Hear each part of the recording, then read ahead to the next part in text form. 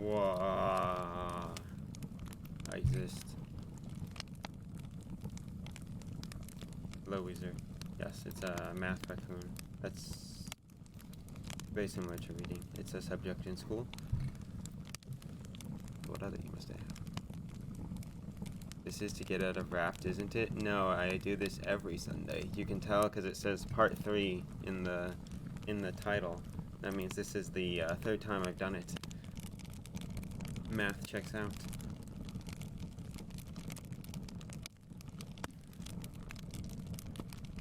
If you think about it, it's a water-related book, so I'm basically playing math right now.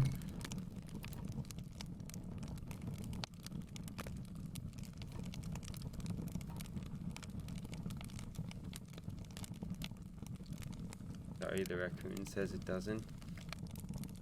The raccoon needs to check their work, because it clearly checks out.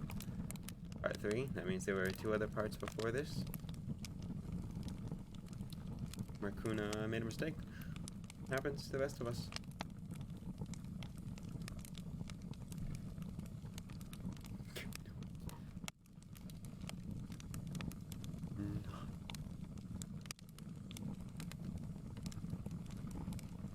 Lovely raccoons. Wait, I should get water. I'm sorry.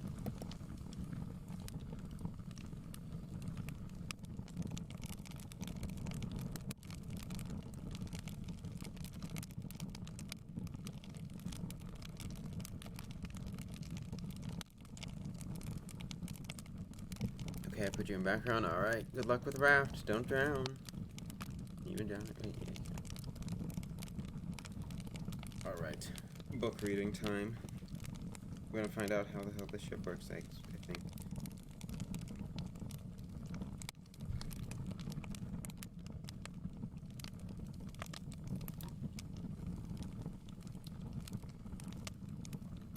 Chapter 13. Captain Nemo explains. A moment or two later, we were seated on a divan in the saloon, smoking most excellent seaweed. The captain showed me a sketch drawn to scale, which presented the plan, section, and elevation of the submersible. And as I cast my eye over the blueprints, the better to understand his description, he told me the following. Before you, Mr. Aronnax, are the various dimensions of the boat in which you are. It is, as you see, an elongated cylinder with conical ends. It is shaped like a cigar, a design for submarines already adopted in London, several important constructions of the same sort. I see, my dear captain, that the length of this cylinder from stern to stern is exactly 232 feet, and its maximum breadth is 26. Correct. It is, you note, not built quite like your transoceanic steamers in its relative dimensions, but its lines are sufficiently long and its curves protracted enough to permit the water to slide off easily and oppose no obstacle in passage. I suppose I should be able, from the 2 dimensions, to obtain by simple calculation the surface and cubic contents of the Nautilus? Don't bother, Professor. I can name them offhand. Its area measures 6,032 feet. Its contents about 1,500 cubic yards. That is to say, when totally immersed, it displaces 50,000 feet of water or weighs 1,500 tons. What led you to adopt just the dimensions that you did? Why, when I made the plans for this submersion, I meant that 9/10 should be submerged. Consequently, it ought to displace only 9/10 of its bulk. In other words, to weigh only that number of tons. Constructing it on the above-mentioned dimensions, therefore, I ought not to have exceeded that weight. I gained a fair notion of the construction of the Nautilus from the view you gave me of it, Captain, but only a rough notion, I fear. I fancied you were a shrewd observer, sir. The boat is composed of 2 hulls, one inside the other, joined by T-shaped irons, which render it very strong indeed. Indeed, owing to this cellular arrangement, it resists like a block, as if it were actually solid. Its sides cannot yield. I might say they cohere spontaneously, and not because of the closeness of their rivets. Also, the homogeneity of its construction, owing to the perfect union of the materials, enables it to defy the toughest of seas. The hulls of the vessel are entirely steel, are they not? Both hulls are made entirely of steel plates, whose density is from 7 to 8/10 that of water. The first envelope is not less than 2.5 inches thick and weighs 394 tons. The second covering, the keel, 20 inches high and 10 thick, alone weighs 62 tons. The engines, the ballast, the various accessories and appendages to the apparatus, the partitions and bulkhead weighs 961.5 tons. Do you follow all this? With the deepest interest, and I may make my compliments to the mechanical genius of the brain that originates all this. Nonsense. Genius errs, if possible, more badly than pedantry. But mathematics, properly directed, cannot fail. Well then, when the Nautilus is afloat under these circumstances, 1/10 of it is out of the water. Now, if I have made reservoirs of a size equal to this tenth, or capable of holding 150 tons, and if I fill them completely with water, the boat, weighing then 1,507 tons, will be entirely submersed. That would happen, Professor, would it not? These reservoirs are in the lower parts of the Nautilus. I turn on the taps, they fill, and the vessel that had been just level with the water sinks. Presto! But, my dear fellow, now we come to the real difficulty. I understand you're rising to the surface easily enough, but diving below the water level, your submarine contrivance at once encounters a pressure, and in consequence it suffers an upward thrust of 1 atmosphere for every 30 feet of water, just about 15 pounds per square inch. Am I right? Just as you say, sir. Then, unless you fill the craft quite full, I don't for the life of me see how you can draw it down to those depths. Dearest, you must not confuse statics with dynamics, or you will lay yourself open to grave errors. There's comparatively little effort expended in attaining the lower regions of the ocean, since all bodies have a tendency to sink. So when I wish to discover the necessary increase of weight required to sink the Nautilus, I had merely to calculate the reduction of volume that seawater acquires to its depth. That is evident to me now, Captain, although I had omitted it from my reckonings. Let us proceed then. Now, if water is not absolutely incompressible, it is at least capable of very slight reduction. Indeed, according to fairly recent figuring experimentation, this compression is only 0.000436 of an atmosphere for each 30 feet of depth. If we wish, for example, to sink 3,000 feet, I should keep account of the reduction of bulk under pressure equal to that of a column of water 1,000 feet long. Have you verified this calculation? Often and easily, Professor. Now I have supplementary reservoirs capable of holding 100 tons. Therefore, I can sink to a considerable depth. When I wish to rise to the level of the sea, I have but to let off the water. I empty all the tanks if I want the Nautilus to emerge for a 10th part of her total capacity. I cannot object to your reasoning, sir, and I admit the truth of your calculations. Besides, I should be foolish to dispute them, since daily experience gives them confirmation. But still, I foresee a real difficulty in your way. And what may that be, Professor? Asked Captain Nemo. Not, I fear, without an inward sense of amusement at my obstinacy. Why, when you are, say, 1,000 feet below the surface, the walls of the Nautilus must be undergoing a pressure of 100 atmospheres. If then, just at that juncture, you were to empty the supplementary reservoirs in order to lighten the vessel and go up to the water level, the pumps would have to overcome the pressure of 100 atmospheres, which is about 1,500 pounds per square inch. From that, a power which electricity alone can furnish, interpolated the captain hastily. I repeat, sir, the dynamic power of my engines is almost infinite. The pumps of the Nautilus have tremendous power, as you must have observed when their jets of water burst like a torrent upon the Abraham Lincoln.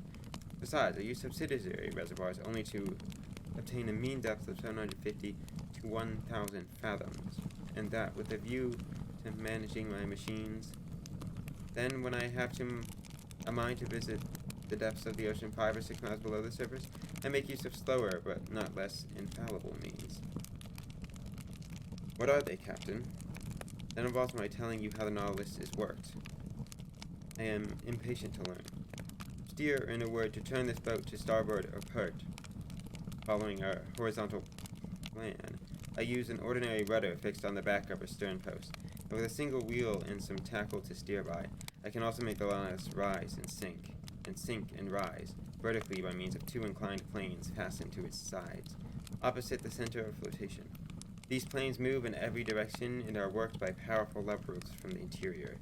If they are kept parallel with the boat, it moves horizontally. If slanted, the Nautilus, according to this inclination and under the influence of the screw, either sinks diagonally or rises diagonally, as it suits me.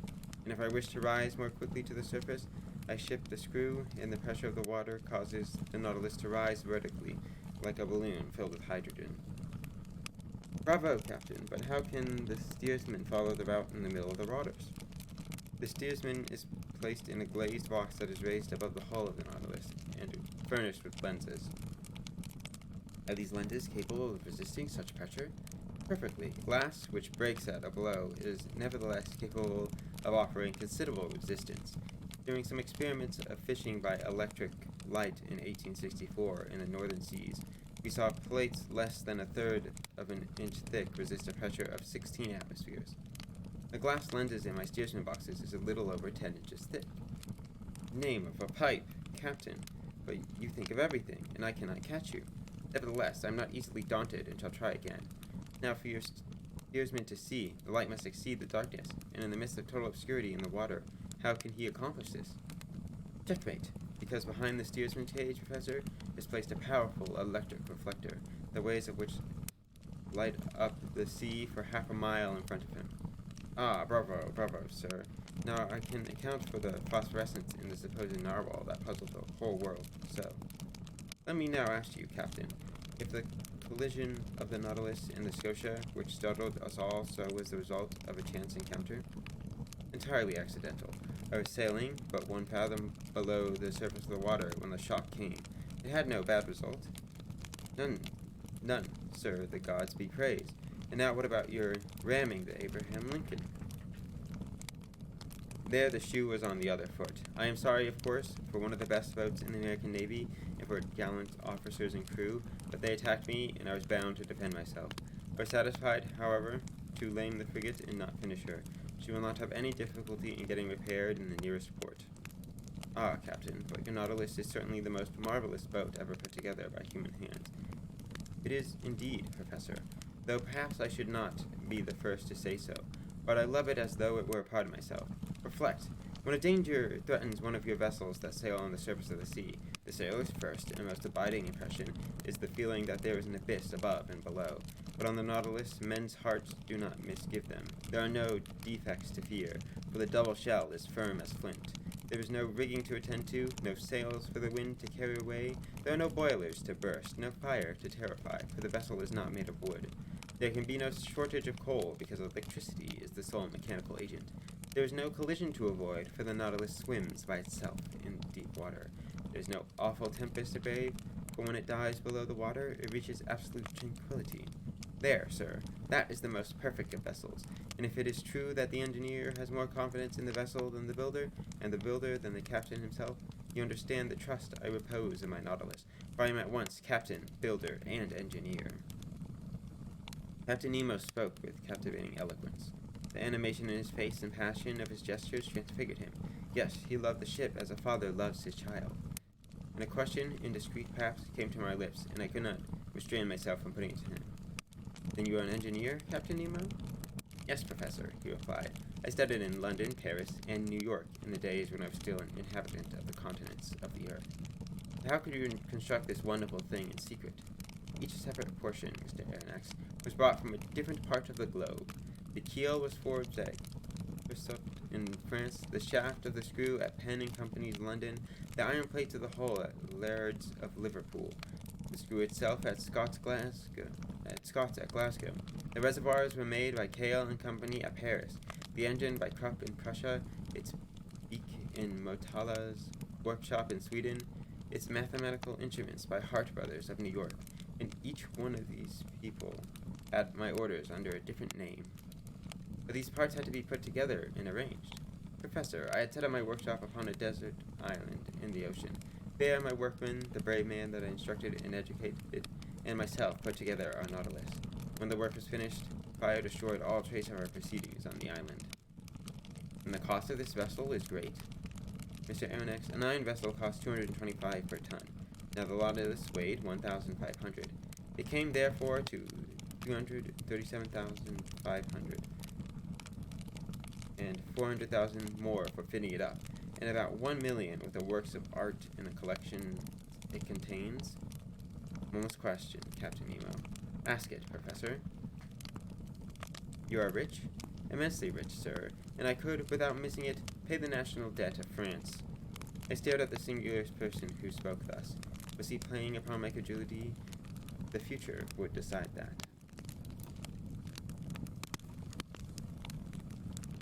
It's a Tom. It's a Diener. Hello, Diener. Hello, Kusini.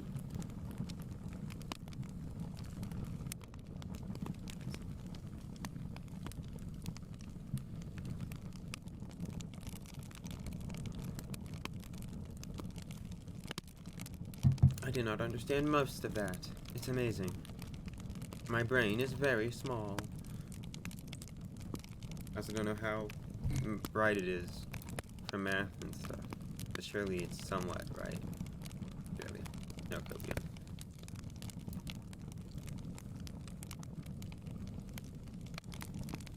I think I know enough.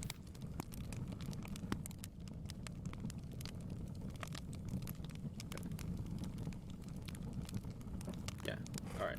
On to the next show.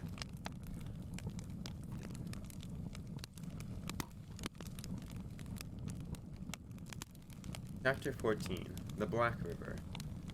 Sir, said Captain Nemo, we will now, if you please, take our bearings and fix the starting point of our voyage. It is 11:45. I shall go up again to the surface. The commander pressed an electric clock 3 times. Immediately, the pumps began to drive the water from the tanks.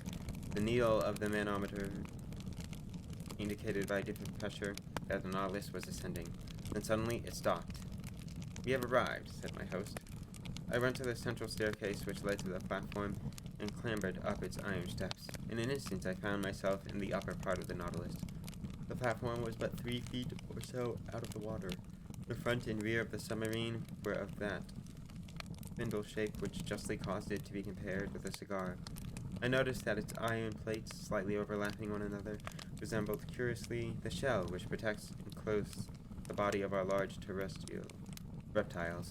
This explained to me how natural it had been, in spite of high-powered telescopes, to mistake this boat for a marine animal. By the center of the platform was a small boat of which Captain Nemo had informed me. Half buried as it was in the hull of the Nautilus, it formed but a slight excretion on the outer surface. Fore and aft rose 2 cages of medium height, with inclined sides and partly closed by thick lenticular glasses.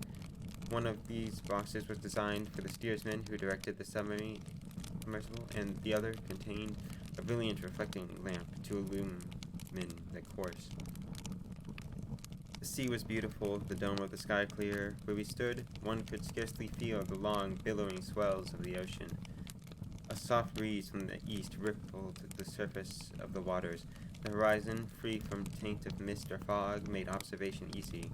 Nothing was in sight as far as the eye could see. Not a sandbar, not an island, not a companionable haze of smoke. A vast desert confronted us. Captain Nemo, with the help of the sextant, took the altitude of the sun, which would also give him the latitude. He waited for some moments until the disk touched the horizon. During all the time of taking his observations, not a muscle of his body moved. The instrument could not have been more motionless if held in a hand of marble. 12 o'clock, sir, he announced.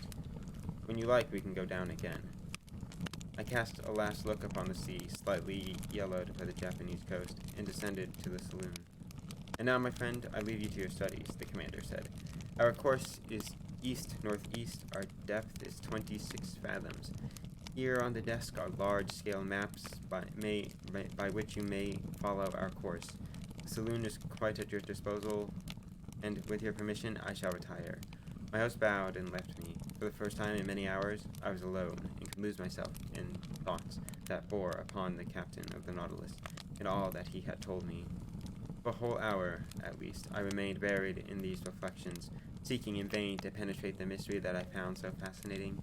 And then, by chance, my eyes fell upon the vast hemisphere spread out upon the table, and I placed my finger on the very spot where the given latitude and longitude crossed. The sea has its large rivers, just as continents have. There are special currents, known by their temperature and their color. The most remarkable of them all is known to geographers as the Gulf Stream. Scientists determined on the globe the direction of 5 main currents, one in the northern Atlantic, a second in the southern, one in the northern Pacific, a second in the southern, and one in the southern Indian Ocean. It is thought likely that a 6th river or current existed once upon a time in northern Indian Ocean at a period when the Caspian and Aral Seas formed but one vast sheet of water. At the point which my finger marked on the planisphere, one of these currents was flowing. Its name is the Black River, the Kuroskivo of the Japanese, which first leaves the Gulf of Bengal, where it is warmed by the perpendicular rays of a tropical sun. It afterward crosses the Straits of Malacca along the east coast of Asia and turns into the northern Pacific to flow to the Aleutian Islands, and it carries with it camphor trees and other productions indigenous to its source. The pure indigo of its warm waters contrasts glaringly with the waves of the ocean. It was this current that the Nautilus chose to follow. I followed it with my inward eye, saw it lose itself in the vastness of the Pacific, and felt myself dreamily floating along with it, when Ned Land and Council appeared at the door of the saloon and interrupted the trend of my reflections. My 2 worthy companions remained for a moment petrified with astonishment at the sight of the wonders spread before them in our Museum of Art and Nature. "Where am I?" demanded the Canadian finally. "In the museum at Quebec?" "My friends," I answered as I beckoned them in, "you are in a more wonderful collection than any contained in the city of Quebec. Besides, you are not in Canada, but on board the Nautilus, and 50 yards beneath the level of the sea." "But, Mr. Aronnax," demanded Ned Land, who was a man of one idea at a time and not easily turned from the subject that was uppermost in his mind at the moment, "can you tell me how many men there are in this ornery craft? 10, 20, 50, 100? "Sorry, but I can't, Ned. Anyhow, it is best for a while to give up any idea of seizing the Nautilus, or of escaping from it. The ship is a masterpiece of modern industrial creativeness, and I should be most sorry not to have seen it. Most people would accept, without complaining, the situation that fate has forced upon us, if only for the chance it gave them to live among such wonders. So let's be patient, don't you say, and try to see everything that passes around us." "See!" exclaimed the harpooner. "That's the trouble. We can look at nothing but walls in this iron prison house. We are moving, we are sailing, blindly." Ned Land had scarcely uttered these words when suddenly all was dark about us. The luminous ceiling was gone so rapidly that my eyes smarted painfully at the change. We stood as we were, mute, motionless, not knowing what surprise might await us, whether agreeable or otherwise. A noise as of something stealthily sliding was heard. One would have said that panels were working in the sides of the ship. "It is the beginning of the end," groaned Ned. Light suddenly broke from each side of the saloon through 2 oblong openings. The liquid mass of the sea appeared before our astonished gaze, vividly lighted up by the electrical gleam. 2 crystal plates separated us from the ocean. At first, I shuddered at the thought that these 2 frail partitions might break, but I soon noticed that they were bound together by strong bands of copper, which would lend them an almost infinite power of resistance. The sea was distinctly visible for at least a mile around the Nautilus. What a spectacle unrolled itself before us! What pen could possibly describe it? What master hand paint the effects of light filtered through these transparent sheets of water, represent in color the softness of the successive graduations from lower to upper strata of the ocean's bed? Of course, we all know the translucence of the sea, realize that its clearness is far beyond that of rock-borne water, and the mineral and organic substances which it holds in suspension tend to heighten this transparency. In some parts of the ocean, near the Antilles, for example, a bed of sand can be seen with surprising clearness under 75 fathoms of water, and the penetrating power of the sun's rays does not seem to cease for a depth of 150 fathoms. But in the middle stratum of fluid traveled over by the Nautilus, the electric brightness was produced even in the bosoms of the wave. It was no longer luminous water, it was liquid light. Through the windows at either side of our apartment, we looked out into this unexplored abyss. The obscurity of the saloon showed the bright scene outside the ship to perfect advantage, and we gazed through the pure crystal as if it had been the glass of an immense aquarium. "Ah, Ned, my boy, you wish to see? Well, you can take your fill of it now. Curious, enormous, strange. The Canadian was muttering. His ill temper was all forgotten, and it seemed as if he were submitting himself to some irresistible attraction. A man would travel farther than to the northern Pacific to get such a sight as this. At last, I thought to myself, I understand the life of this sailor. He is rough in appearance, and in his actions, and still he has built up a world apart for himself, in which he treasures his greatest wonders. For 2 long hours, the army of the sea escorted the Nautilus, a grotesque guard of honors such as no ship had ever enjoyed before. We studied the strange creatures about us as they sported and played, darting confusingly hither and yon as if competing for a prize in grace, brightness, beauty, and speed. Among many species, I distinguished the green lever, the banded mullet, marked by a double line of black, the round-tailed goby of a white color with violet spots on the back, the Japanese scrumbus, a beautiful mackerel of the seas, with a blue body and silvery head, the brilliant azurors, whose name alone defies description, banded spares with variegated fins of blue and yellow, clostones, the woodducks of the sea, some specimens of which attain a yard in length, Japanese salamanders, spider lampreys, serpents 6 feet long, with eyes small and lively, and a huge mouth bristling with teeth. Our wonder was kept at its height. Interjections followed quickly on one another. Ned named the fish, and Conseil classified them. I was in ecstasies over the vivacity of their movements and the beauty of their forms. Never had the opportunity been given me to surprise these animals, alive and at liberty, in their natural elements.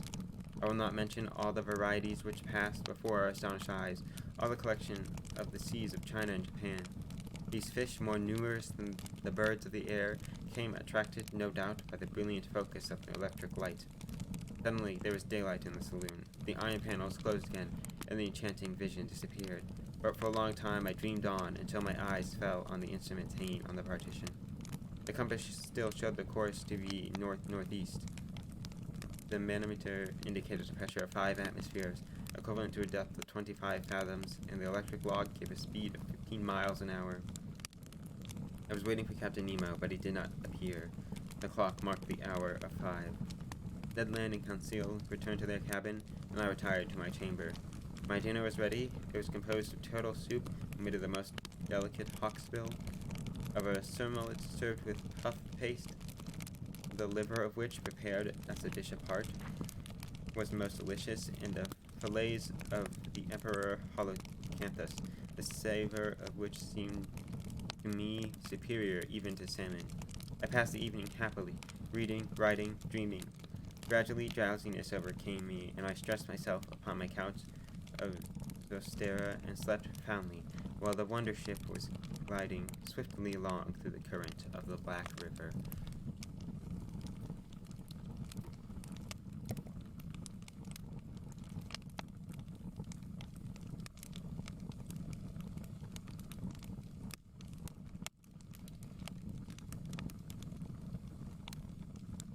Ta-da!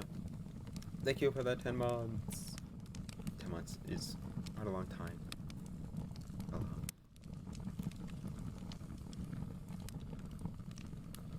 Also, the most important thing.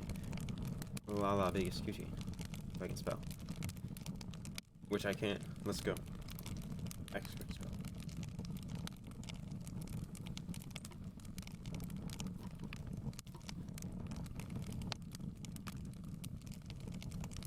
Not much.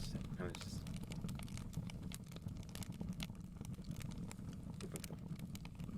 curious where it's gonna go. Like if they escape from the submarine. Or if they just decide to live in the submarine forever. But surely something happens to them and they have to do stuff. That's how stories work. Stuff happens. And they move on. I don't know. We'll see that. And I can continue reading if I can push the right button.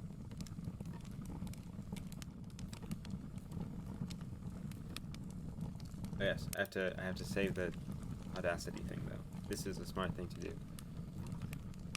I should be doing this after every chapter. So if I fucked up, I only have to reread one chapter. 20,000 leagues under the The Part 3.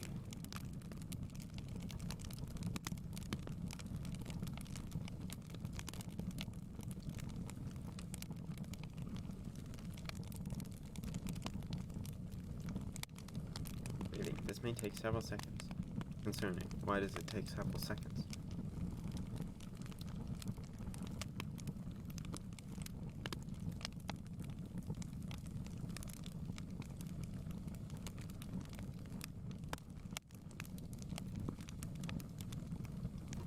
Okay, there we go.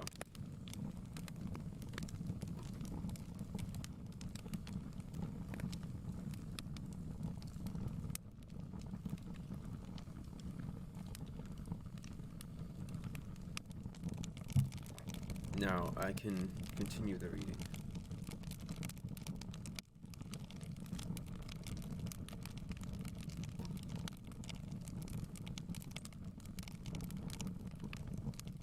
Chapter 15. A Note of Invitation. The next day, with the 9th of November, I awoke to the world only after a refreshing slumber of 12 hours' duration. Council appeared at my bedside, as he always did, to inquire how I had passed the night and to ascertain whether I desired his services.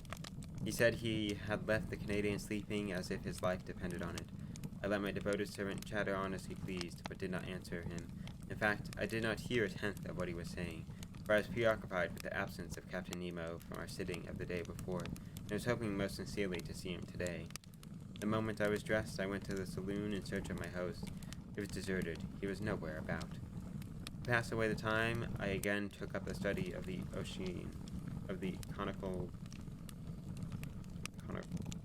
conical treasures that were hidden behind the glasses. I gloated likewise over the great herbals filled with the rarest marine plants, which, although thoroughly dried, still retained their lovely colors. Among these precious hydrophytes, I found a perfect series of algae, including natabuli, like flat mushrooms, and some fan-shaped agari.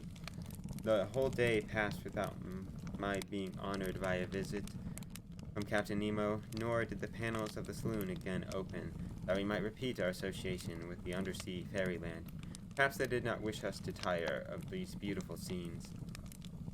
The course of the Nautilus continued northeast, her speed 12 knots, her depth below the surface from 25 to 30 fathoms. The day after this, the 10th of November, we had to complain of a similar desertion by the ship's master. We endured the same solitude, except for the silent steward who served my meals. I did not see another soul. I neither saw nor heard one of the crew. There was an unreality about our whole condition that was uncanny. Several times there cropped into my mind the phrase, "a painted ship upon a painted ocean," as not unfitly describing my situation. Ned and Conseil spent much of the day with me. They were as flabbergasted as I at the inexplicable absence of the commander. Was this singular man ill, or had he changed his intentions in regards to us? Conseil reminded us that there was no cause for uneasiness. We enjoyed perfect liberty of movement, and we were delicately and abundantly fed. Our host was keeping to the letter of his treaty with us. Far from complaining, we should thank our lucky star, which had so miraculously rescued us, and given us so unique an experience.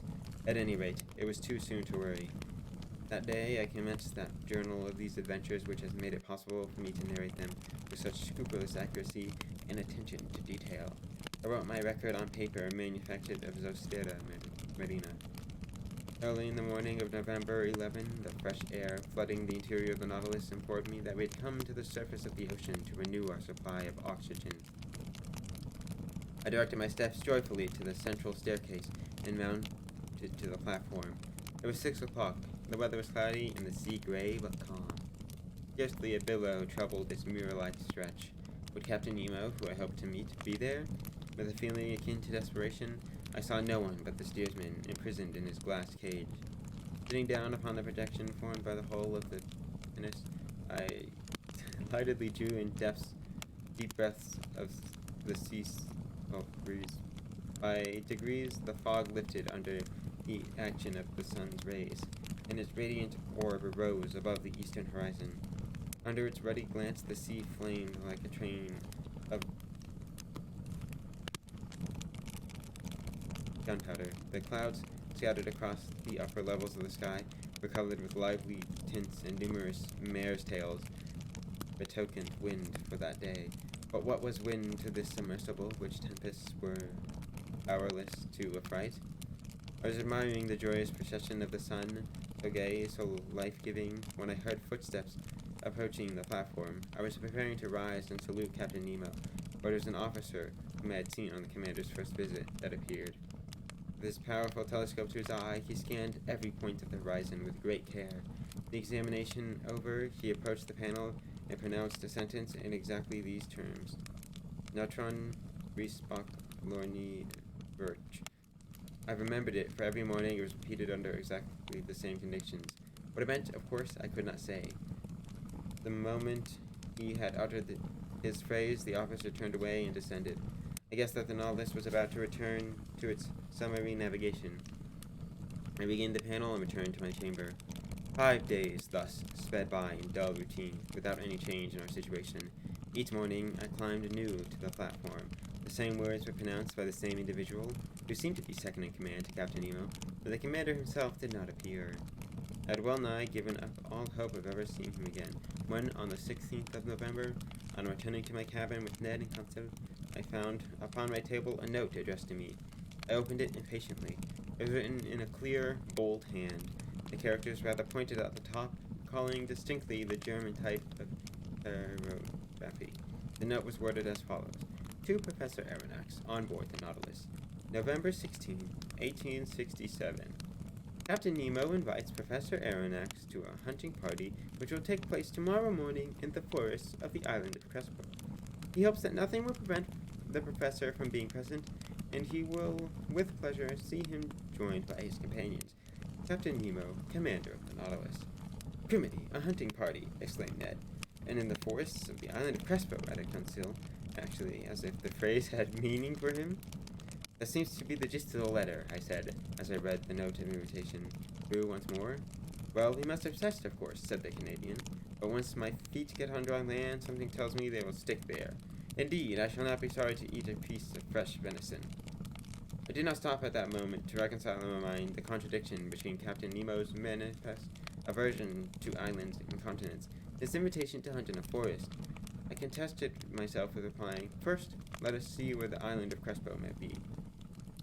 I consulted the planisphere, and in 32 degrees 40 minutes north latitude and 157 degrees 50 minutes west latitude, I found a small island discovered in 1801 by Captain Crespo and marked in the ancient Spanish maps as Roca de la Plata, the meaning of which is Silver Rock.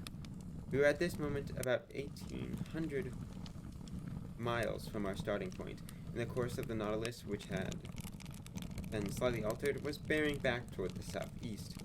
I showed the small rock north in the middle of the northern Pacific to my two companions. If Captain Nemo does at times disembark on dry land, he at least chooses desert islands, I said. Ned Land shrugged his shoulders expressively, as if he had long since ceased to take any interest in the commander of our ship. Conseil, as usual, said nothing. They left me to my own devices. After supper, which was served as usual by the mute and impassive steward, I went to bed, and yet not without some anxiety. The next morning, the 17th of November, when I first stirred from my sleep, I felt the Nautilus was perfectly still. I dressed as quickly as I might and entered the saloon. Captain Nemo was there awaiting me. He rose from his chair, bowed, and asked me if it were convenient for me to accompany him. As he saw fit to make no allusion to his 8-day absence, I did not mention it. Instead, I answered simply that my two comrades and I were at his disposal whenever he might care to set out. Together we entered the dining room where breakfast was served. Miss Aronnax, began the captain, pray share my breakfast without ceremony, for we shall have an opportunity to chat as we eat. Now, although I have promised you a walk in the forest, I certainly did not undertake to provide hotels there. Therefore, I beg you to breakfast like a man who will probably not have his dinner until very late. I did honor to repast. It was made up of several sorts of fish, slices of holothuridia, excellent zoophytes, and different kinds of seaweed. Our drink was pure water, to which the captain added a few drops of fermented liqueur, which had been extracted by the method from a seaweed known by the name of Rhodymenia palmata. My host at first ate without saying a word, but after he had satisfied his modest appetite, he continued. Sir, when I proposed to you to hunt in my submarine forest of Crespo, you evidently thought I had lost possession of my senses. You must learn to never to judge lightly of any man. But, my dear sir, believe me, be kind enough to listen to me a moment, and you will then see whether you have any cause to accuse me of folly and contradiction. I am all ears. You know as well as I do, Professor, that a human being can live underwater if he but carry with him a sufficient quantity of breathable air to support life. In all work that goes on under the water, the laborer, clad in an impervious dress, with his head in a metal helmet, receives air above him by means of forcing pumps and regulators. You're describing a diving apparatus, I said. Exactly, but under such conditions, the man is not at liberty, except within very narrow bounds. He is tied to the pump, which is sending him air through an india rubber tube, and if he were obliged to be thus attracted to the Nautilus, we could not roam far afield. But, name of a little great pipe, what other means are there? The Raccoon apparatus will free us, Professor. It is invented by 2 men of your country. I have brought it to perfection for my own use. This will allow you to risk yourself under these new physiological conditions without suffering the slightest impairment of either heart or lung action. Will you describe it to me? Most willingly. The apparatus consists of a reservoir of thick iron plates in which I store the air under a pressure of 50 atmospheres. This tank is fixed on the back, like a soldier's knapsack, with braces. Its upper part forms a box in which the air is kept by means of a bellows, and therefore it cannot escape unless at its normal tension. How does the air reach the nose and mouth? Through 2 india rubber tubes, which leave this box and join in a kind of tent which holds the breathing orifices. One tube is to introduce fresh air, the other to allow the foul air to escape, and the tongue closes one or the other tube according to the wish of one who is breathing with the aid of the Raccoon apparatus. Is it warranted fit for all levels, even the lowest? No. At least, when I encounter great pressures at the bottom of the sea, I am obliged to enclose my head, like that of a diver, in a ball of copper, and it is then to this ball that the 2 pipes, the inspirator and the expirator, open. You understand? Perfectly, Captain Nemo. Only the air that you carry along with you must soon be exhausted, for when it contains but 15% of oxygen, it is no longer fit to breathe. Right you are, sir. Still, I told you, Mr. Aronnax, that the pumps that allow me to store air under considerable pressure, and because of this one fact alone, the reservoir of the apparatus can furnish breathable air for 9 or 10 hours. I yield the field of argument, you wonderful man, and have no further objections to offer. Let me ask you one more pertinent question. How can you light your road at the bottom of the sea? With the Ruhmkorff burner, Professor, one light is carried on the back, and the other is fastened to the waist. It is composed of a Bunsen pile, which I do not work with bichromate of potash, but with sodium.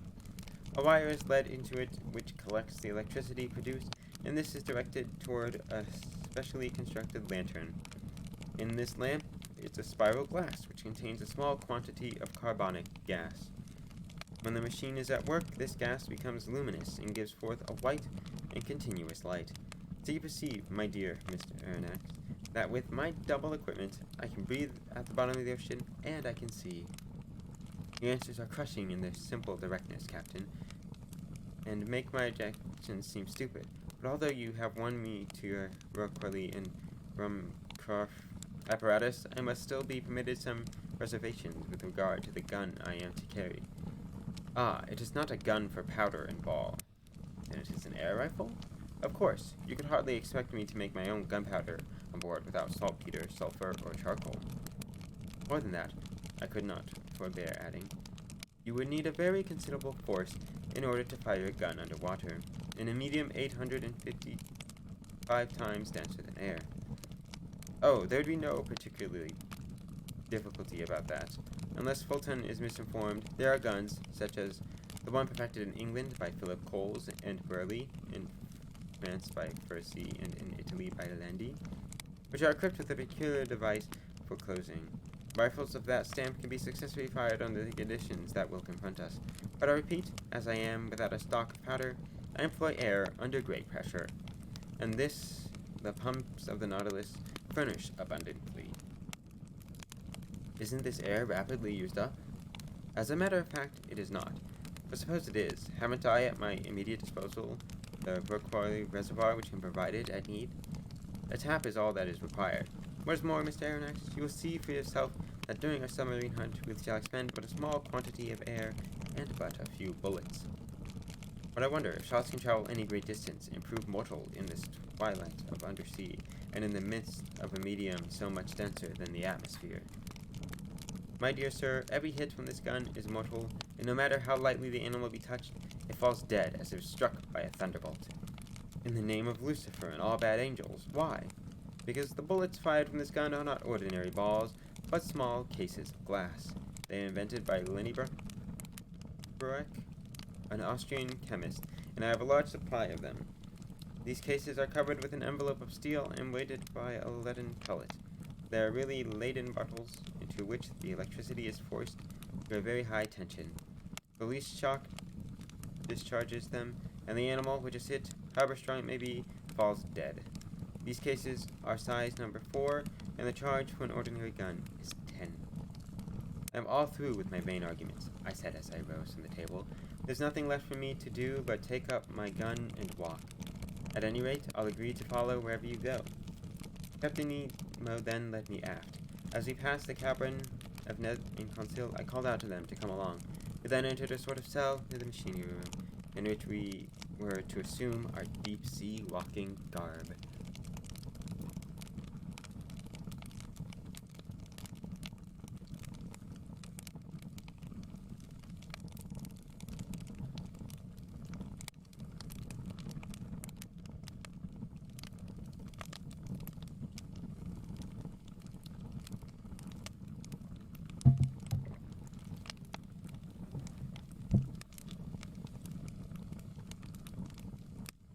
No gasp.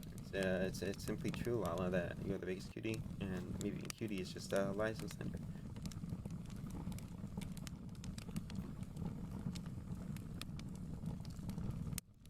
What? Important.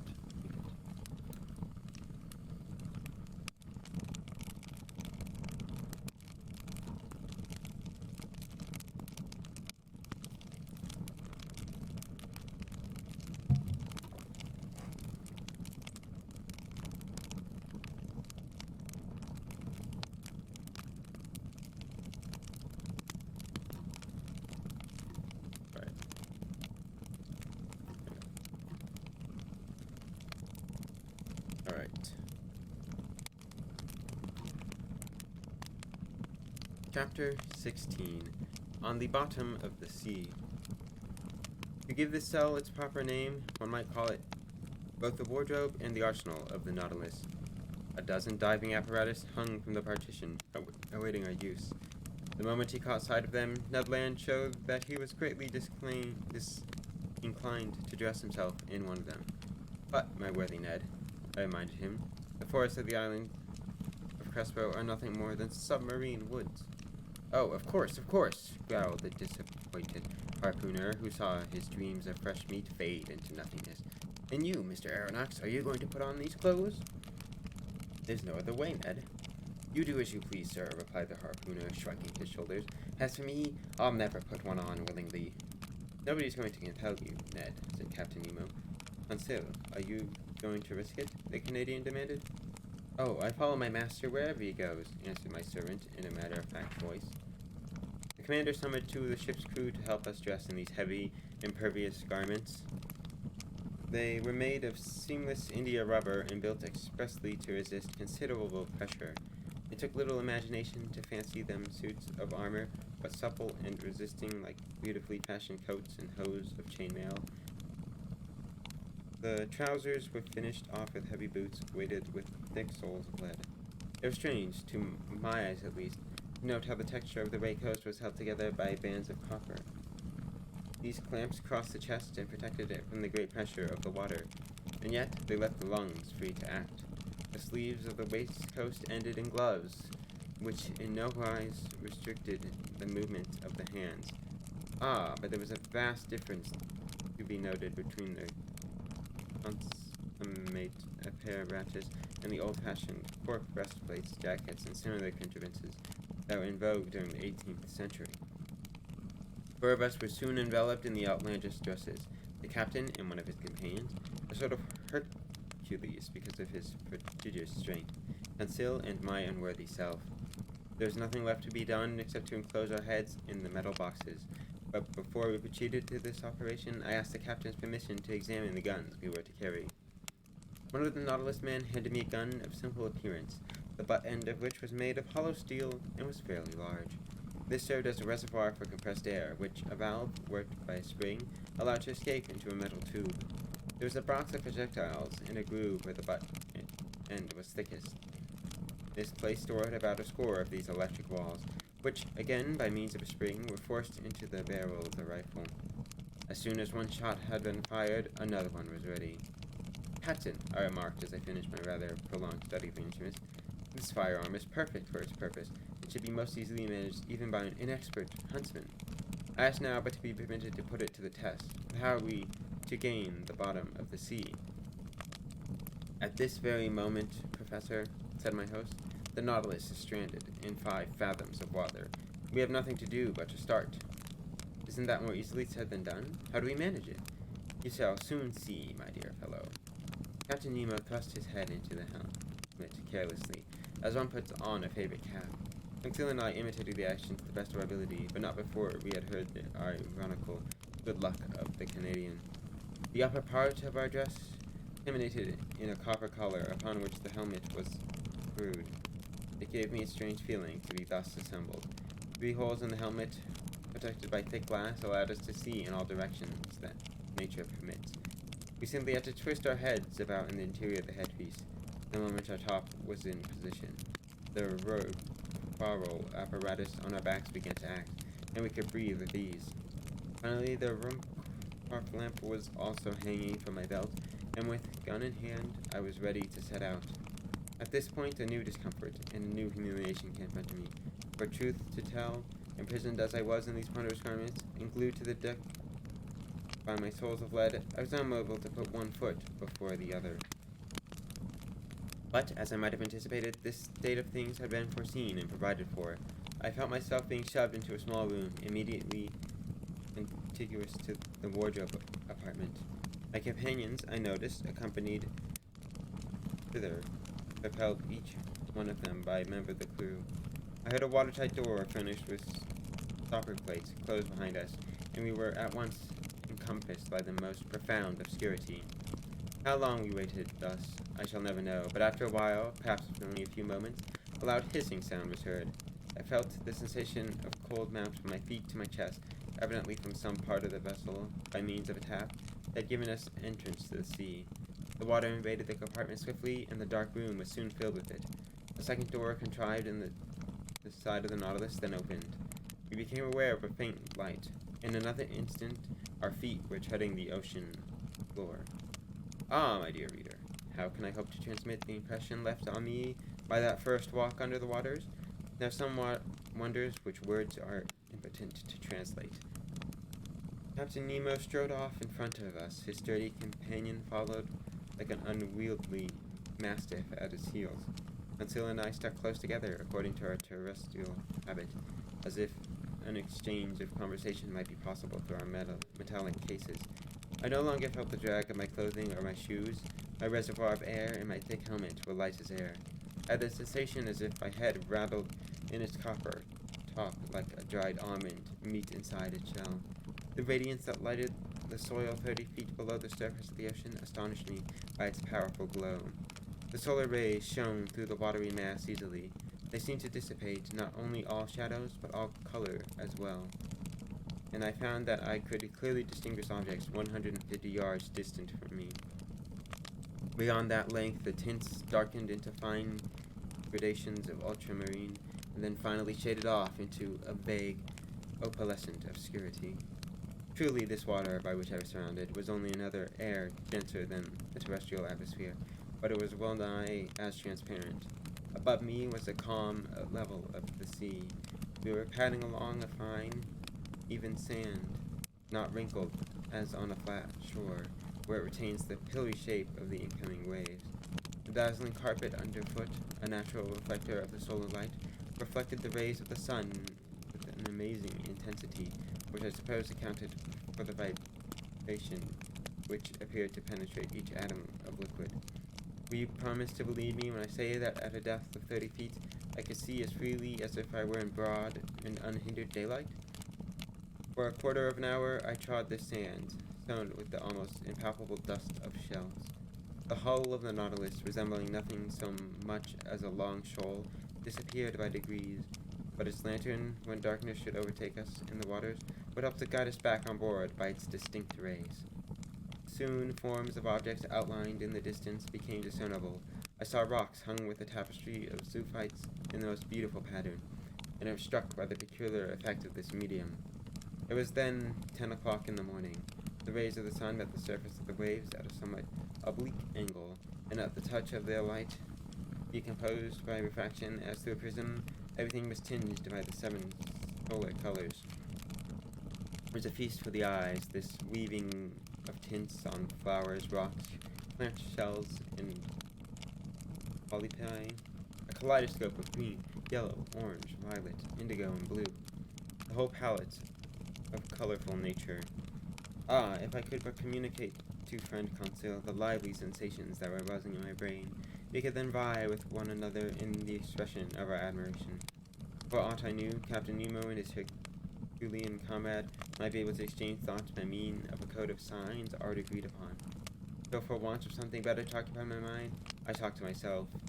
I declaimed my poetic fervor into the copper box that covered my head, and thereby perhaps I expanded in vain words more air than was expedient. Various kinds of isis, clusters of pure tuft coral, prickly fungi, and anemones formed a brilliant garden of flowers before me. This was enameled with porphytae decked with their florets of blue tentacles. Sea stars studded the sandy bottom. Aster phytons, looking like fine lace embroidered by naiads, waved their festoons at us in the gentle undulations caused by our passage. It was a real gift to me to crush underfoot the brilliant specimens of mollusks which strewed the ground by thousands: hammerheads, donacia, veritable bounding shells, staircases, red helmet shells, angel wings, and many others produced by this inexhaustible ocean. But we were bound to walk, no matter where the path should lead us, so on we forged, while above our heads waved shoals of phycelids with long tentacles afloat in their train, and medusae with umbrellas of opal or rose pink were escalloped with bands of blue. These sheltered us from the rays of the sun, as did also the pelagia, which in the darkness would have strewn our path with phosphorescent light. All these and many other wonders I saw scarcely without a pause within the space of a quarter of a mile. My attention was only occasionally demanded by Captain Nemo, who beckoned me on my route by signs. Soon the nature of the soil beneath us changed, and not for the better. The sandy plain succeeded an extent of that slimy mud which the Americans call ooze, and which is composed in almost equal parts of siliceous and calcareous shells. We next traversed a plain of seaweed of wild and luxuriant vegetation. This sward was of close texture and soft to the feel, rivaling the softest velvet carpet woven by the hand of man. But while verdure was spread out beneath us, it did not abandon the higher spaces where our helmets moved. A light network of marine plants, belonging to that prolific seaweed family, of which more than 2,000 known members exist, grew on the surface of the water, and for some feet beneath us I saw long ribbons of fucus floating near me. Some globular, some tuberous. I marked down Laurentia and Cladostephi of most delicate foliage. Likewise the Rhodymnia palmate, which resembled the fan of a cactus. I observed that the green plants kept nearer to the top of the sea, whereas the red ones were at a greater depth. To the black and brown hydrophytes was left the responsibility of forming gardens and parterres in the remote beds of the ocean. By this time, he had been away from the Nautilus, so far as I could determine, about an hour and a half. My guess at the time was based upon the perpendicularity of the sun's rays, which were no longer refracted as they earlier had been. Bit by bit, the magical hues disappeared, and the shades of emerald and sapphire were effaced. We walked on with rhythmic step, which, curiously enough, rang upon the ground with a rather startling clarity. This phenomenon, at first thought puzzling, is because the slightest sound was transmitted to the ear with a quickness to which we are unaccustomed when on Earth. Indeed, water is a better conductor of noise than air in the ratio of 4 to 1. At this period of our progress, the earth sloped downward, and the light commenced to take on a uniform tint. We were soon at a depth of 105 yards and 20 inches, enduring a pressure of 10 atmospheres. When at this depth, I could still see the rays of the sun, though feebly, as on a terrestrial day troubled with continuous mists. The intense brilliance of the light had succeeded a reddish twilight, the lowest state of lull in vision between night and day, but we could still find our way well enough without danger of stumbling or collision. It had not as yet been necessary to resort to the room for apparatus. Just at this juncture, however, Captain Nemo stopped. He waited for me to join him, and then indicated by a wave of his hand an obscure mass that loomed in the shadows a short distance ahead. It is the forest of Crespo, I thought. Nor, as it soon turned out, was I mistaken.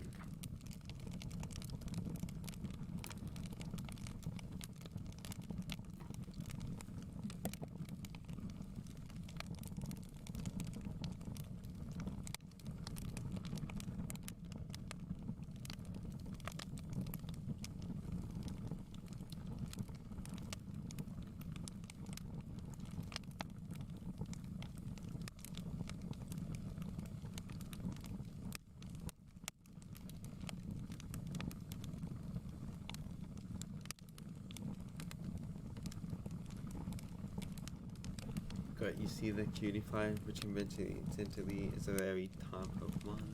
Doing great, and Leeds is going great. Thank you, Paula.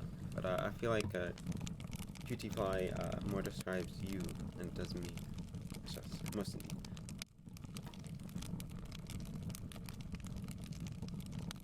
Go.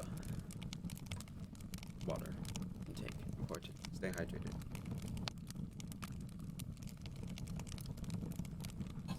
Speaking hard me for board stuff, it's fine.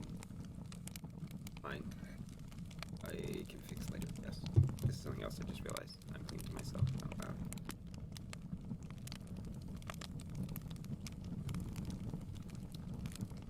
Oh, save the thing, right. I don't know how to tell if it's saved. It's saved in the corner.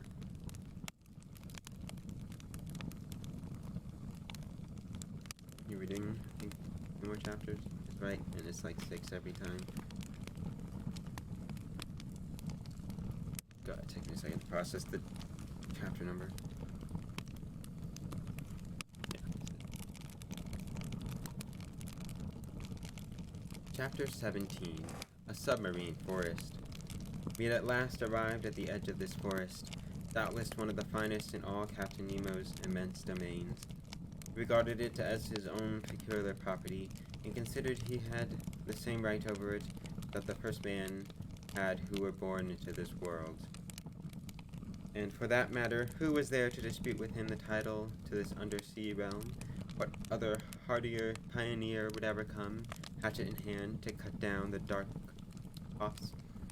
The forest was composed, as I had already pictured it in my mind, of large tree plants, and the moment we had penetrated its vast arcades, I was struck by the singular position of their branches. A a fact I had not until that moment observed.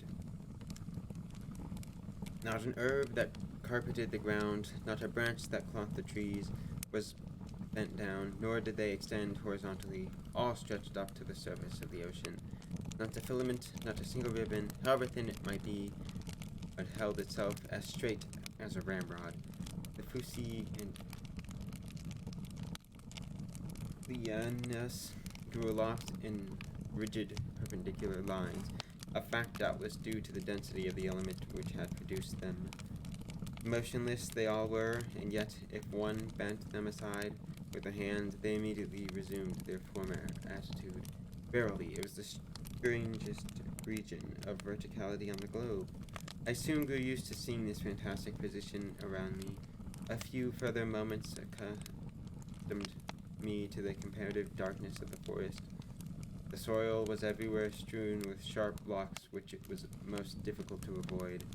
The submarine flora appealed to me as quite complete and richer even than it would have been in either the Arctic or the tropical zones, where plant productions are not so plentiful. But for quite a while I found myself confusing the species. I mistook zoophytes for hydrophytes, animals for plants, and who would not have committed a similar error? The fauna and the flora of the underseas are too closely united for one ever to be certain at first sight which genus confronts him. These plants are self-propagated. The principle of their existence inheres in the water, which upholds and nourishes them. The greater number of them do not put forth leaves, but have instead blades of whimsical shapes, the scale of whose colors are pink, carmine, green, olive, fawn, and brown. I saw here pavonari spread out like a fan, as if to catch the passing breeze. Scarlet ceramics, whose liminaries stretched forth their edible shoots of fern-shaped eye, growing to a height of 15 feet. Nor did I overlook the clusters of acetabuli, whose stalks increase as they grow upward. Great masses of other marine plants also drew my attention, but every one of them devoid of flowers. Curious anomaly of submerged continent. Fantastic element in which the animal kingdom blossoms and the vegetable does not.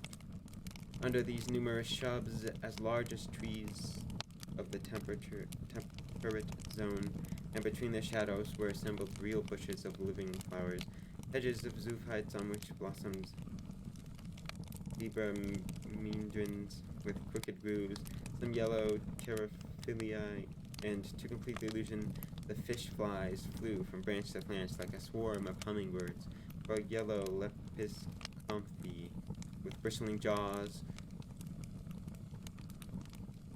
dactylopteri, and monocentrides rose at the sound of our footsteps like a flight of snipes.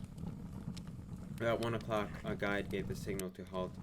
For my own part, I was not sorry, as we thus had an opportunity to stretch our tired bodies under an arbor of alariae, whose long thin blades stood up like quiverfuls of arrows. This short rest and breathing spell seemed delicious to me. There was nothing lacking in the charm of the moment but the possibility of conversation, but finding it impossible to speak, and quite as much out of the question to exact a response, I still placed my bulbous copperhead close to that of Conseil. I saw the worthy fellow's eyes glisten with delight at my evident need of his companionship, and to show his satisfaction, he shook himself within his breastplate in a fashion that at any other moment would have been highly comical. We had been walking for some 4 hours, and I was surprised not to find myself ravenously hungry. I could scarcely tell how to account for this unusual placidity of my stomach, but instead of the pangs of appetite, I felt an insurmountable desire to sleep, a thing which happens to all divers. My eyelids soon closed behind their thick lenses, and I fell into a heavy slumber to which I had not yielded earlier, only because my limbs had been kept in motion. Captain Nemo, his robust companion, and Conseil stretched out full length in the crystal fluid, set me the example. I cannot judge how long I remained dead to outward impressions, for when I awoke the sun seemed already to be sinking toward the horizon.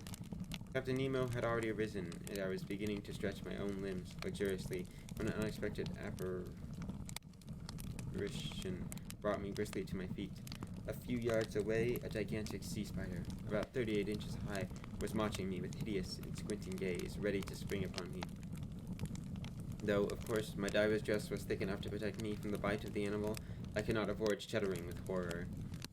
At exactly this moment, concealed in the sail of the Nautilus awoke. Our guide pointed out to them the grotesque crustacean, and then with a single well-delivered blow with the butt of his gun, he knocked it over. I saw the horrible claws of the monster writhe in its death convulsions. This incident rendered me nervous because it reminded me that other beings, even more to be feared, probably lurked in these dim recesses of the sea, and against the very next one my diving suit might prove inadequate to protect me. The thought, happily for my peace of mind, had not occurred to me before, or I should not have fallen asleep so comfortably. As it was, however, I resolved to be on the guard. Conseil and I had every reason to suspect that this halt would mark the farthest limit of our walk, but we soon found ourselves in error. Instead of returning to the Nautilus, Captain Nemo continued our bold excursion. The ground was still slopping away from us. The gradient seemed to be getting sharper, and to be leading us to ever greater depths. It must have been well on toward 3 o'clock when we reached a narrow ravine between high perpendicular walls.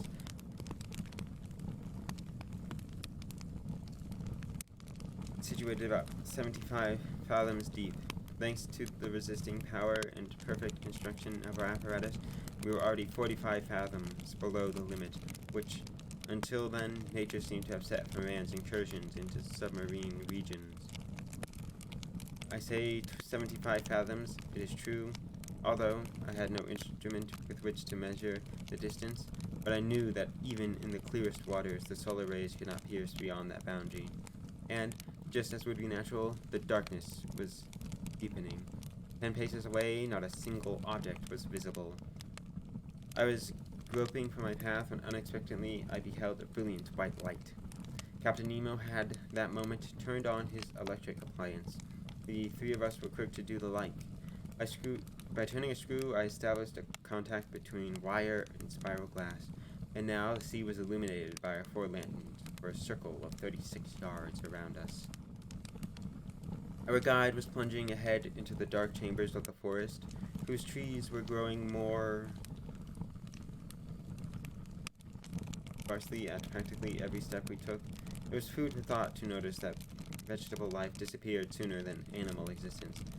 The Medusae had already abandoned the arid soil, but a legion of animals, zoophytes, articulata, mollusks, and fish still obtained sufficient sustenance.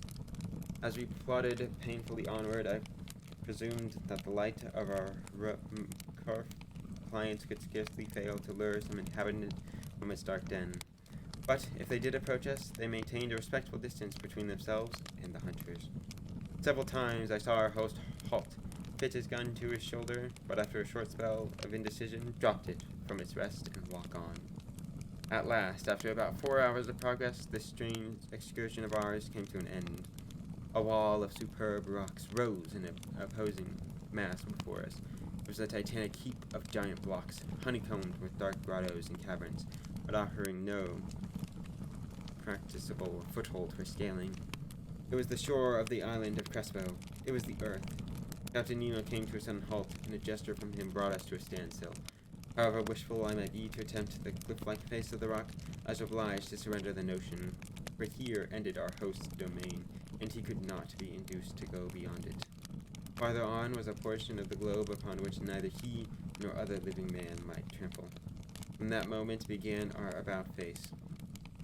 Captain Nemo had again assumed the leadership of a small band of explorers, directing the return course without the slightest hesitation. It occurred to me more than once that we were not retracing the same road by which we had come from the Nautilus, for the new way seemed more steep, and it was consequently trebly painful to our numbing limbs. We appeared to be approaching the surface of the sea very rapidly. Still, this return to the upper strata of the ocean was not so sudden as to cause us too swift a relief from the pressure of death, for this would presumably have caused severe discomfort or even disorder to our systems. It might have caused internal lesions that constant danger to our deep-sea divers. Very soon, the light of day had reappeared and grew stronger. The only difference between the light at this moment and of hours earlier lay in the fact that the sun was now low on the horizon, and therefore its refractions fringed the different objects with a spectral ring. At 10.5 yards deep, we walked among shoals of fish of every sort, more numerous than the little birds of the air, more agile, but no aquatic game worthy of a shot had as yet met our gaze. When at that very moment I noticed the captain shouldered his gun quickly and followed a moving object into the shrubs. He fired. I heard a soft hissing noise, and a creature fell at some distance from us, stunned. It turned out to be a splendid sea otter, an hydrus, the only exclusively marine quadruped known. This fellow was 5 feet long and must carry a very valuable pelt.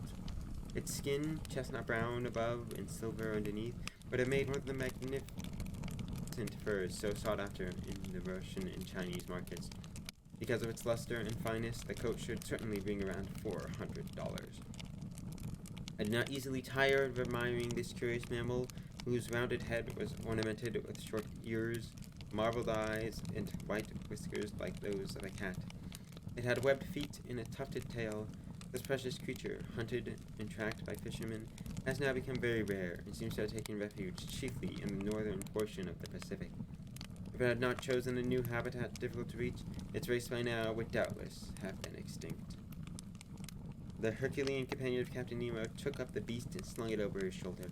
Then we continued our march. For an hour or more, an endless plain of sand stretched away before us. Sometimes it rose to within 2 or 3 yards of the top of the sea. At such moments I could see our image clearly reflected, but upside down. Above us there appeared an identical group that imitated our movement and action, and they were like us in every point, except they walked with heads downward and with their feet kicking in the air.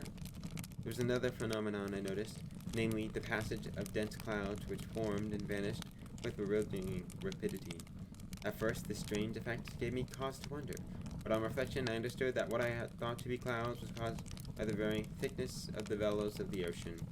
And on examining more closely, I discovered I could see even the fleecy foam which their broken crests multiplied on the water, and the shadows of large birds passing above our heads, whose soaring flight I could discern on the surface of the ocean. And now I was to witness one of the most splendid gunshots that ever made the nerves of a huntsman tingle. A large bird of great breadth of wing came clearly into the range of my vision and drew near to hover above us. Hercules shouldered his gun and fired at an instant when the creature was but a few yards above the waves. The bird fell stunned, and the force of its fall brought it within reach of the dexterous huntsman's hand. It was an albatross of the finest sort. Our march had been but momentarily interrupted by this lucky incident. For 2 hours more we dragged wearily along these sandy prairies, and then came to great beds of algae which were extremely difficult to ford. Frankly, I was not only tuckered out, but at my last gasp when we finally saw a glimmer of light that broke the darkness of the waters half a mile away. It was the beacon of the Nautilus. Before 20 minutes were sped, we should be back on board, and I could again breathe with some approach to ease. In fact, it seemed to me that my reservoir supplied me with air that was very deficient in oxygen, but I had not reckoned on an accidental delay which postponed our arrival for quite a spell beyond expectations. I had been lingering some paces behind the others when I looked up and saw my host hurrying back to me with all the speed he could muster. The second he met me, he bent me to the ground with his strong hands, and I noted that his companion was doing the like thing to Conseil. What could these men be up to? I knew not what to think of the unexpected attack and was becoming suspicious that my companions were planning a deed of violence. But I was soon reassured by seeing the captain stretch his body down beside mine and remain immovable. I was lying on the ground just under the shelter of the edge of a bed of algae when, raising my head to look about me, I perceived an enormous mass shoot blustering by me, casting a shower of phosphorescent gleams. My blood froze in my veins as I realized that we were narrowly threatened by 2 formidable man-eating sharks. It was a pair of Tintorius, a terrible creature with huge tails. The dull, glassy stare of their eyes is a memory to cause one to start from a troubled sleep at the suggested thought of it. The phosphorescent matter was ejected from the holes pierced around their muzzles. monstrous brutes that could crush a whole man with one snap of their iron jaws. I do not know if Conseil, with true scientific ardor, stopped to classify them, but for my part I could not but note their silver bellies, their huge maws bristling with teeth, and thought of these from a most unscientific point of view. I regarded myself more as a possible victim than as a naturalist. Luckily for us, these voracious creatures do not see well. They continued on their way without taking the slightest notice of our existence. They fairly brushed us with their brownish fins, and we escaped a danger greater by far than that of meeting a tiger head-on in a forest. It was half an hour later, guided by the stream of electric light, that we attained the Nautilus. The outside door had been left open, and Captain Nemo shut it as soon as we entered into the first cell. He then pressed upon a knob. I heard the pumps begin to work in the heart of the vessel. I felt the water sinking down around me, and in a short while the cabin was entirely empty. The inside panel then opened, and we entered the wardrobe. There our diving dress was quickly stripped from us, with less trouble because of the skilled hands that were waiting to aid, and then practically worn to a thread from want of food and sleep, I escaped to my room. A great wonder filled me at this surprising excursion of the ocean floor.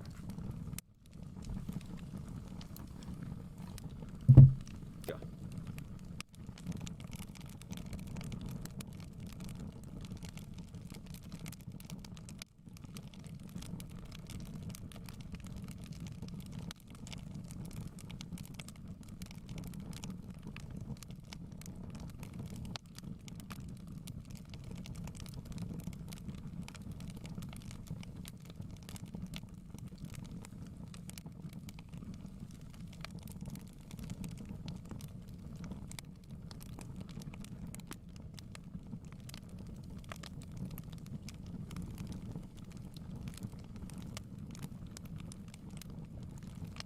Go. Water. And sharks. Lots of water, actually, in this one. Let's see. I didn't save it for it.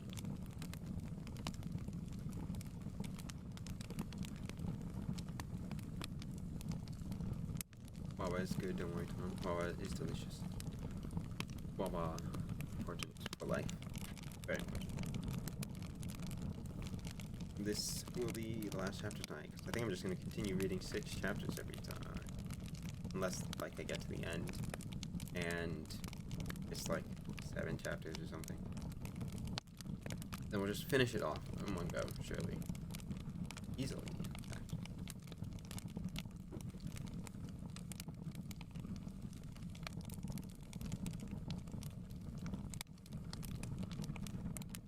There we go. Alright. Time to start the last chapter. Nice. Chapter 18.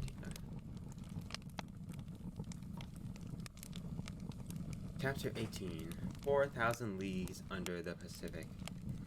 By the next morning, the 18th of November, I had quite recovered from the terrible fatigue of the day before. Although I was still stiff enough in all conscience, I went to the platform for my morning draught of terrestrial air, arriving just as the second officer was uttering his daily phrase. I had not been long drinking in the beauty of the aspect of the ocean when Captain Nemo arrived upon the scene. He was in an abstracted frame of mind and did not seem conscious of my presence. He began the usual series of astronomical observations. Then, when he had completed these, he walked over and leaned against the cage of the watchlight, gazing absent-mindedly into the sea. Meanwhile, a number of the sailors of the Nautilus, all strong and healthy men, had come up from below to draw in the nets, which had remained in tow overnight.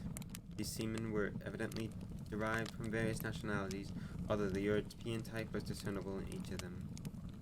By certain unmistakable symptoms, I know some of the groups to be Irishmen and Frenchmen, certain to be Slavs, and one mariner was certainly either Greek or Candio. They were civil-mannered folk, but in their talk they used only that strange language whose origin escaped my knowledge. It was thus impossible for me to question them. The nets were drawn up. They were large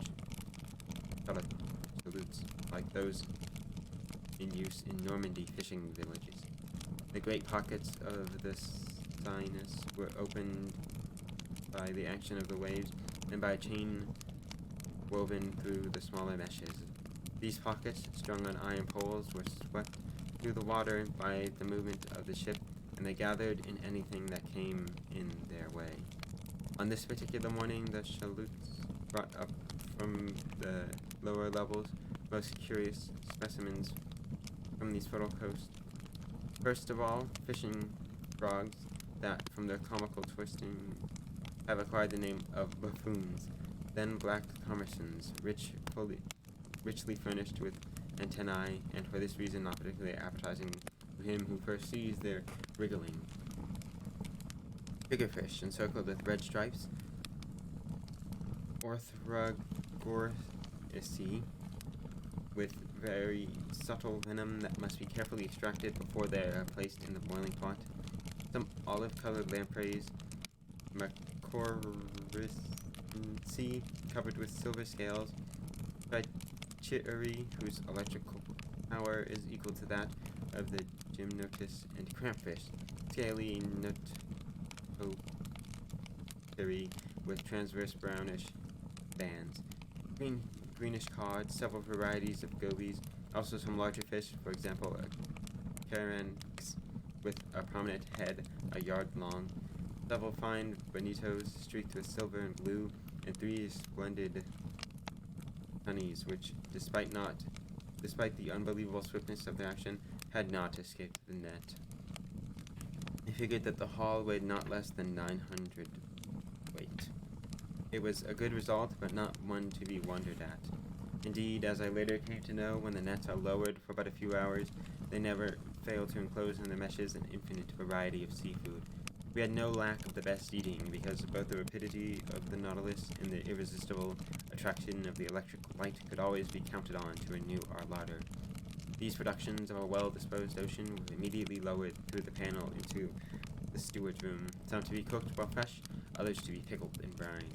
The day's fishing ended, the provision of air duly inhaled. I supposed, of course, that the submarine was about to continue her undersea course. I was therefore preparing to descend to my cabin when, without any preface, the captain turned to me and said, "Tell me, Professor, is not our ocean gifted with a life, half human, half divine? It has its windy tempers and its gentle moods of calm. Yesterday it slept as we did, and now it has awakened after a quiet night. Behold," he continued, "it is now awakening at the kisses of the morning sun. It is on the point of resuming its daily existence. It is fascinating to study the play of its bodily structure. It has a pulse, arteries, muscular spasms, and I cannot disagree with the physicist Maury, who discovered in it a pulsing circulation as regular and real as that of the blood in animals. Yes, Mr. Aronnax, the sea indeed has its circulation, and to promote it the Creator of all things has caused beings to multiply within its room. Caloric, salt, animalculae." While Captain Nemo was uttering these odd words, he seemed altogether altered from his usual self, and he roused an extraordinary sympathy in my mind. I maintained silence in the hope that he would continue with his discourse, nor, as the event soon showed, was I disappointed in this. "True existence is there, too," he went on dreamily after a moment. "I can imagine the foundations of old nautical cities, clusters of submarine houses and buildings, which, like the Nautilus, would ascend at morning to breathe the air at the water's rims. And these free communities, independent towns, are not under the sway of any despot, unless—" My host finished his phrase with a violent gesture. There was something buried in his mysterious past which made the mere thought of earthly tyranny insufferable. When he next addressed me, it was as if he did so merely to free his brain of suffocating memories. "Mr. Aronnax," he inquired, "do you know the depths of the sea?" "I know nothing more, my dear sir, than what the principal surroundings have told us." "Recite some of them to me, if you will be so good. I may then suit your figures to my purpose." "The following are some that I remember offhand, Captain. If I do not err, a depth of 8,300 yards has been discovered in the northern Atlantic, 2,600 yards in the Mediterranean.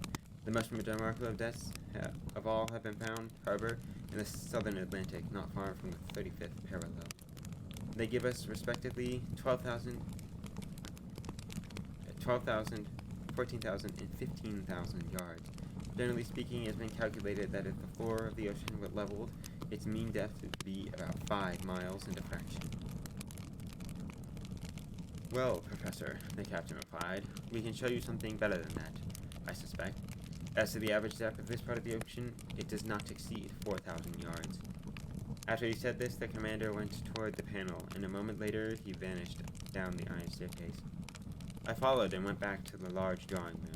The screw was set in motion almost immediately, and according to the log, we were soon at a level clip of 20 miles an hour. During the long days and weeks that ensued, Captain Nemo was very sparing of his visits. I saw almost nothing of him. It was the second officer that regularly prickled the ship's course on the chart, and I at least had the satisfaction of always knowing most exactly the location and the route of the Nautilus. With the omission of scarcely a single day, for a long while the panels of the saloon were open, and we never tired of examining the marvels of the submarine world. The general trend of our vessel was southeast, and it maintained a mean depth of 125 yards. One day, however, for some reason of which I was ignorant, the Nautilus was drawn diagonally down by means of the inclined planes until it reached a depth of over 2,000 yards. The thermometer on this occasion registered 4.25 degrees centigrade, a temperature that at this depth seemed to be common to all latitudes. We crossed the Tropic of Cancer at 170 degrees longitude at 3 o'clock in the morning. Next day, the 27th of November, we sighted the Sandwich Islands, but Captain Cook had died nearly 8 years previously. At that point, we had gone 4,860 leagues from our starting point. On the morning of that day, when I reached the platform, I saw 2 miles to windward of us Hawaii, the largest of 7 islands that formed this celebrated group. I could make out clearly with the naked eye, not alone the cultivated terraces of the hill slopes and the several mountain chains that run parallel to the coastline, but also the volcanoes that overtop Mauna Kea and rise sheer 5,000 yards above the level of sea.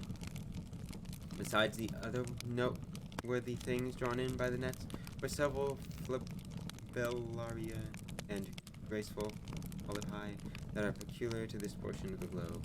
The course of the Nautilus was doggedly southeast. It crossed the equator the 1st of December in 142 degrees longitude, and on the 4th of the same month, with no occurrence of importance in the interval, we sighted the Marquesas group. There I saw at a distance of perhaps 3 miles, at 8 degrees 57 minutes south latitude and 139 degrees 32 minutes west longitude, Martin's Peak in Nuka Hiva, the largest of the islands which belongs to France. Because Captain Nemo did not seem to wish to bring our ship to the wind, I saw only the wooded mountains against the horizon. There the Sinus brought a beautiful specimen of fish.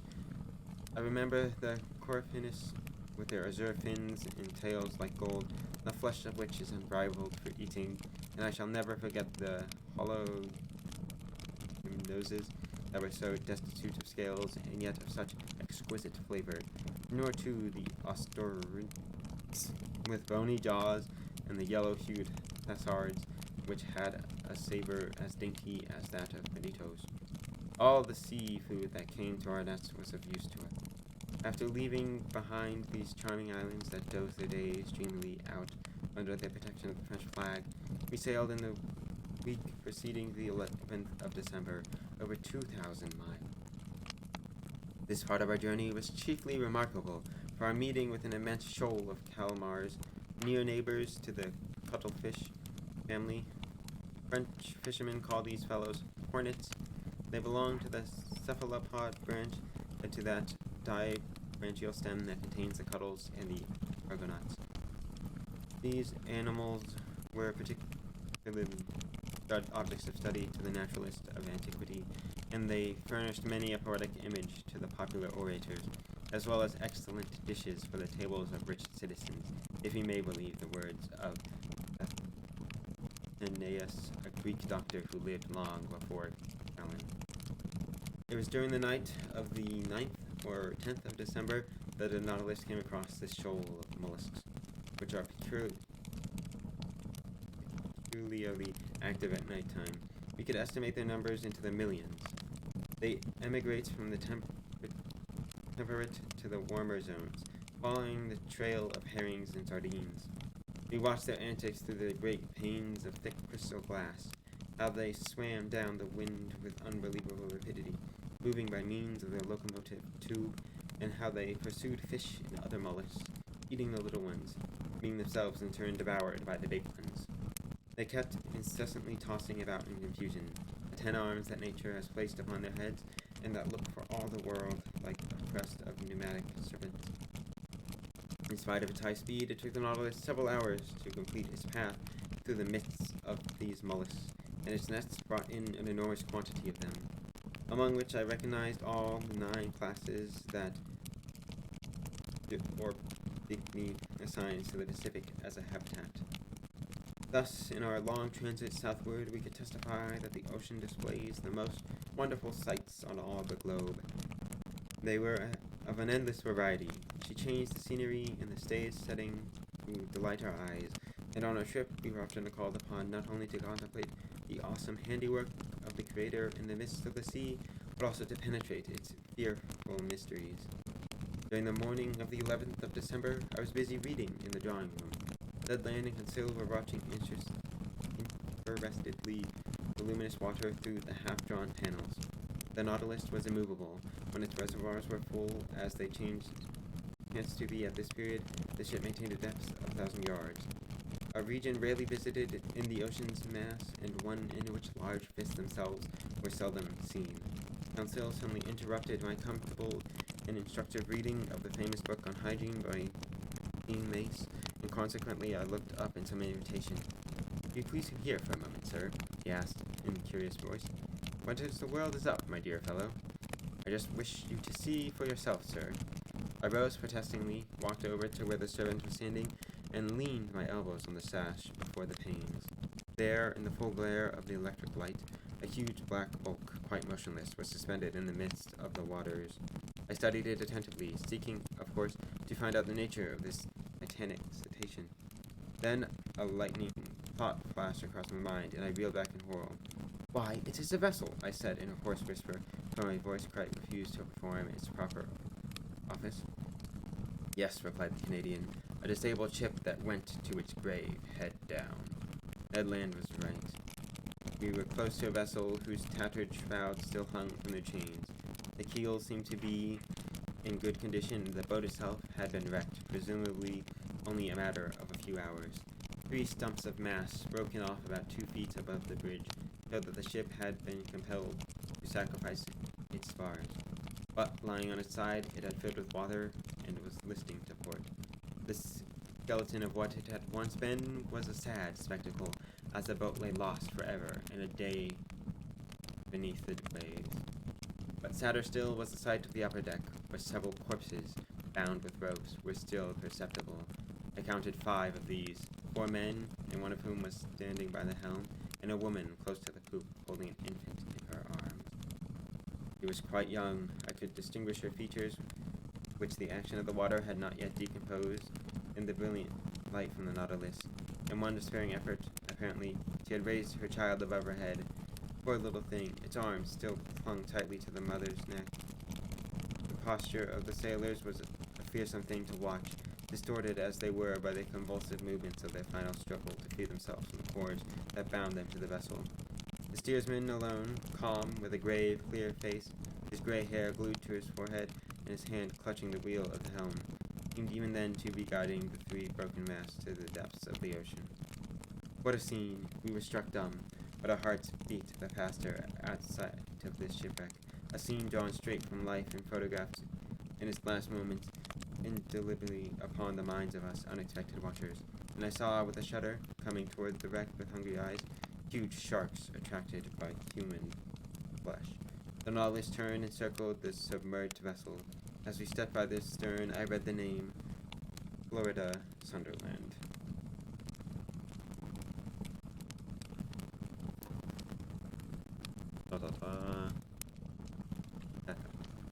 Ships. Really, I don't know.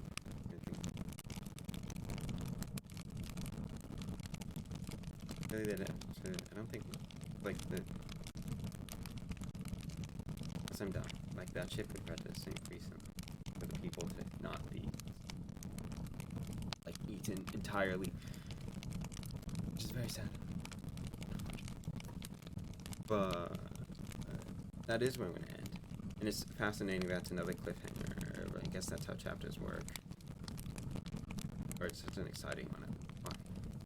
What happened? I could have ended this. But yeah. So, thank you all for coming to the third part of the reading stream. I will take the time after this to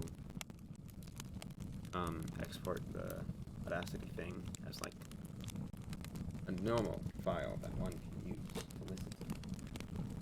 The project file that things get saved as for editing. And I'll upload this one and previous one. Should be chapters 7, 18, somewhere, to be consumable with your ears.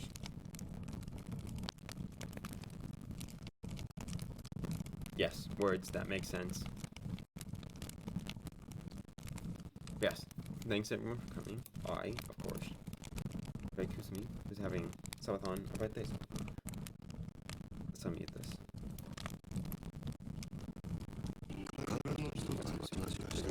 Yakuza. Very fun, very fun. Shirley. Magical agencies. We'll also just listen to this. Well, I said everything up. Made messages. Probably just happy birthday.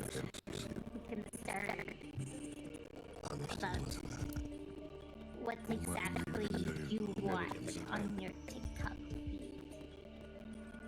Like all kinds of TikTok.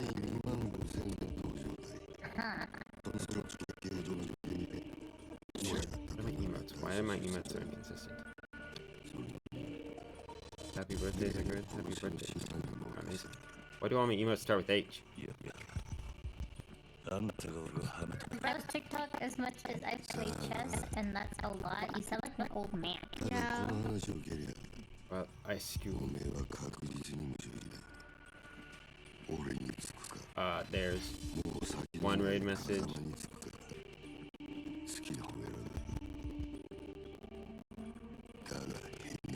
I an old man. Obviously. There's the second raid message with the lovely default Raccoon emote that's which has graced me with so kindly. Thank you, Tom. Thank you so much. Hope you enjoyed. Very cozy, very happy, very lovely times. Well, mostly happy. I mean, the story's kind of grim. Mostly happy.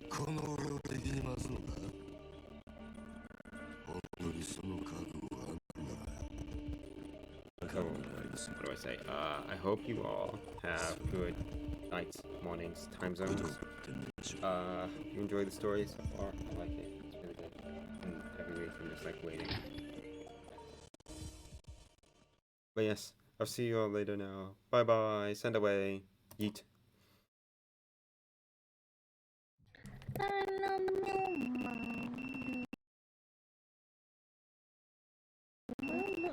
Finally, we can actually use our pager. Who is it?